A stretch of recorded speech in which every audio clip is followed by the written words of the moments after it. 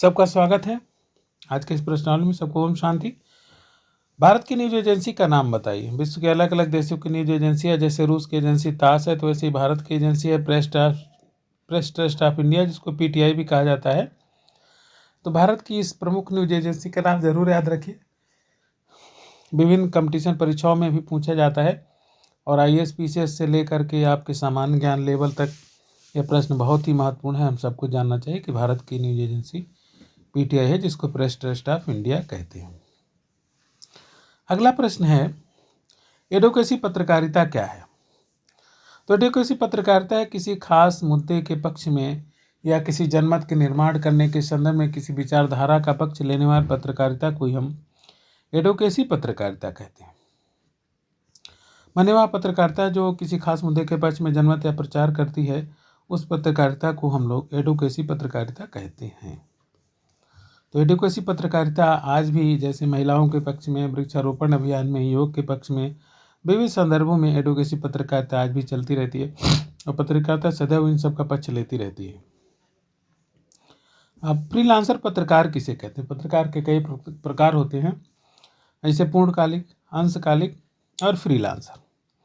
तो यहाँ पर फ्रीलांसर पत्रकार वह पत्रकार होते हैं जो किसी एक समाचार पत्र से नहीं जुड़े होते हैं, वह कई समाचार पत्रों से जुड़े होते हैं और बदले में उसी तरह से उनको वेतन भी प्राप्त होता है, तो उन्हें ही हम फ्रीलांसर पत्रकार कहते हैं।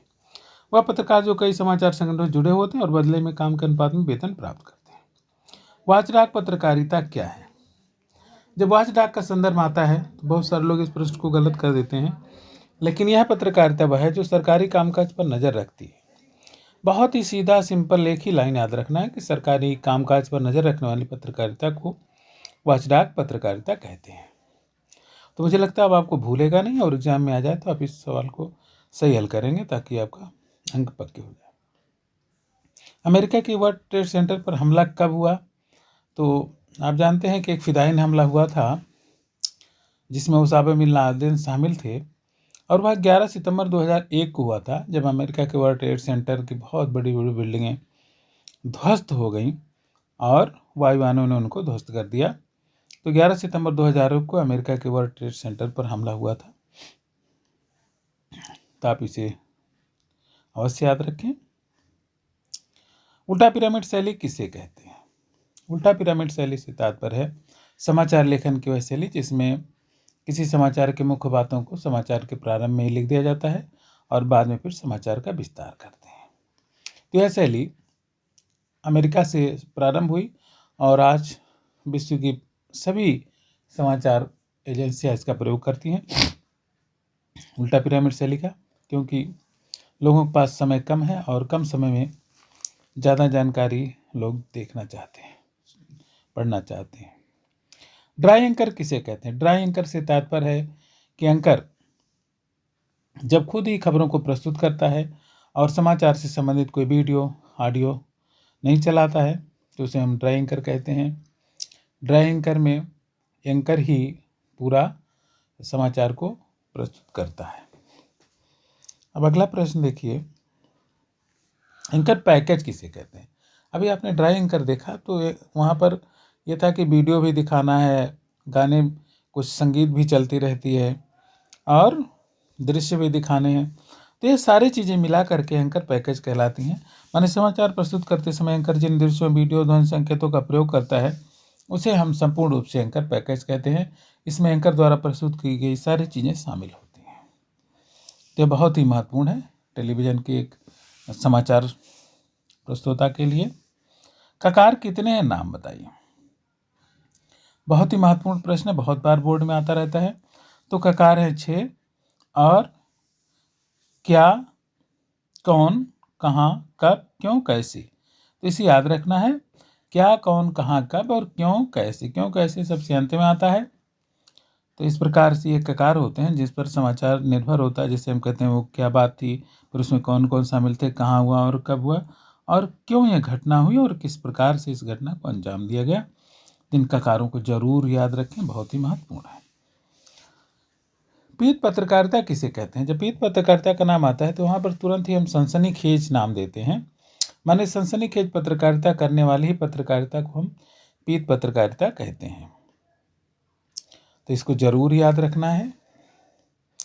पीठ पत्रकारिता जैसे वॉच डॉग है, सरकारी कामकाज पर नज़र रखना, वैसे ही पीठ पत्रकारिता है सनसनीखेज खबरों को प्रस्तुत करना। तो बहुत ही आसान भी है और अब मुझे लगता है आपको याद हो गया होगा। लाइव क्या है? लाइव कहते हैं कि जब कोई भी घटनास्थल से दर्शकों तक सीधे ही पहुंचाई जाती है, उन्हें दिखाया जाता है, तो उसे लाइव कहते हैं। माने घटनास्थल से किसी खबर का सीधा प्रसारण ही लाइव कहा जाता है। आप क्रिकेट के जब प्रसारण होता है तो टेलीविज़न स्क्रीन पर लाइव लिखा रहता है, तो इससे आपको भूलेगा नहीं। स्वतंत्रता पूर्व के 5 पत्रकार कौन कौन? वैसे बहुत सारे पत्रकार हैं, लेकिन थोड़े से आपको याद दिलाने के लिए पूछा गया है। तो गणेश शंकर विद्यार्थी, महात्मा गांधी, बाल गंगाधर तिलक, लाला लाजपत राय, बाल मुकुंद गुप्त, महावीर प्रसाद द्विवेदी आदि आदि, ये सब स्वतंत्रता पूर्व के पत्रकार हैं। आप देखें कि अधिकांश स्वतंत्रता संग्राम सेनानी उस समय के अच्छे पत्रकार भी थे। खुद पंडित जवाहरलाल नेहरू ने भी समाचार पत्रों का संपादन किया, अध्यक्ष वकील भी थे, लेकिन उन्होंने समाचार पत्रों का संपादन भी किया है। स्वतंत्रता के बाद के 2 पत्रकार के नाम बताइए।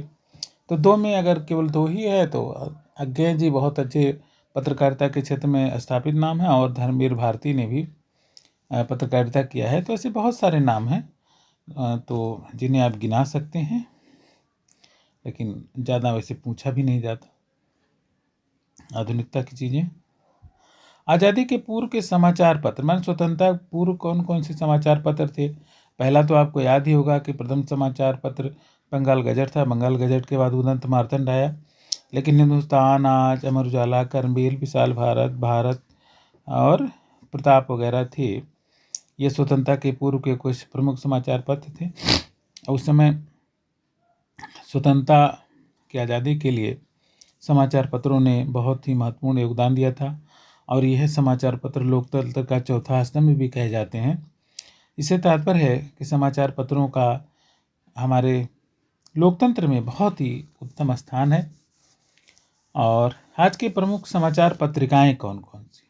तो आप देखते हैं कि इंडिया टुडे और आउटलुक अंग्रेजी में भी प्रकाशित होती हैं, लेकिन हिंदी की भी बहुत ही प्रमुख समाचार पत्रिकाएं हैं, और ये समाचार पर इनकी पैनी नज़र रहती है। बहुत सारे इनके विशेषांक भी निकलते रहते हैं, और इनका विश्लेषण बहुत ही सटीक होता है। इंडिया टुडे और आउटलुक दोनों अपने क्षेत्र की जानी मानी पत्रिका है। डिकोडिंग किसे कहते हैं? डिकोडिंग से तात्पर्य होता है, एक तो संचार में जब हम विद्युत चुम्बकीय तरंगों को ध्वनि तरंगों में बदलकर उसे समझने योग्य बना देते हैं, तो उसे हम डिकोडिंग कहते हैं। और एक चीज़ और है, प्राप्तकर्ता द्वारा संदेश को समझने की प्रक्रिया भी डिकोडिंग कही जाती है। तो दोनों ही चीज़ें मान्य हैं। विद्युत चुम्बकीय के ध्वनि तरंग में बदलने की क्रिया डिकोडिंग है, अथवा प्राप्तकर्ता द्वारा संदेश को समझने की प्रक्रिया डिकोडिंग कही जाती है। अब अगला प्रश्न है, फीडबैक किसे कहते हैं? तो देखिए, फीडबैक से तात्पर्य होता है कि प्राप्तकर्ता के संदेश की प्रतिक्रिया, प्राप्तकर्ता ने किसी संदेश पर क्या प्रतिक्रिया दिया है, इसे जानना है क्या कहलाता है? फीडबैक कही जाती है। और फीडबैक आप देखते होंगे कि टेलीविज़न समाचारों में या तो सीरियल्स में बीच बीच में कुछ ऐसी उद्घोषणाएं की जाती है जिससे जानकारी मांगी जाती है, तो उसे ही कहते हैं फीडबैक, वहाँ भी कहते हैं। और फीडबैक फार्म भी आप लोगों ने बहुत बार भरे होंगे, तो उसमें आपकी प्रतिक्रिया ही प्रमुख होती है। और शोर क्या चीज़ है? शोर को परिभाषित करें कि शोर किसे कहते हैं? तो संचार प्रक्रिया में जो भी बाधाएं होती हैं, उन बाधाओं को हम शोर नाम से जानते हैं। माने संचार प्रक्रिया की बाधाओं को शोर कहा जाता है। तो आप इसे अवश्य याद रखें शोर को। जैसे कंप्यूटर के क्षेत्र में बगिंग और डीबगिंग है, वैसे ही संचार प्रक्रिया में बाधाएं क्या है? शोर है। जैसे किसी की भाषा हम नहीं जानते हैं, या संचार प्रक्रिया में अनावश्यक ध्वनियाँ उत्पन्न हो रही हैं, ये सारी चीज़ें क्या हैं? शोर के नाम से जानी जाती। तो आपने ये वीडियो देखा, बहुत बहुत धन्यवाद आप सबका, और इसे सबको शेयर करें।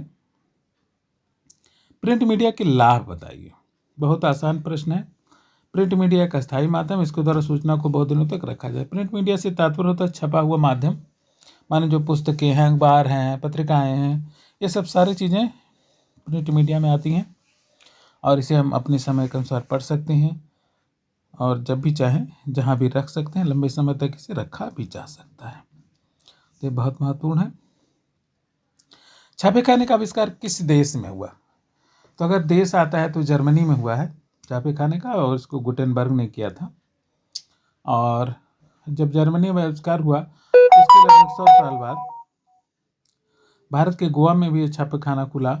और जो दुनिया की पहली छपी हुई पुस्तक है बाइबिल है, क्योंकि जो छापेखाने का आविष्कार किया गया था उसे बाइबिल ही छापने के लिए मुख्यतः किया गया था, ताकि ईसाई धर्म का प्रचार किया जा सके, और इसीलिए इसे गोवा में भी लाया गया था 1556 ईस्वी में। धन्यवाद।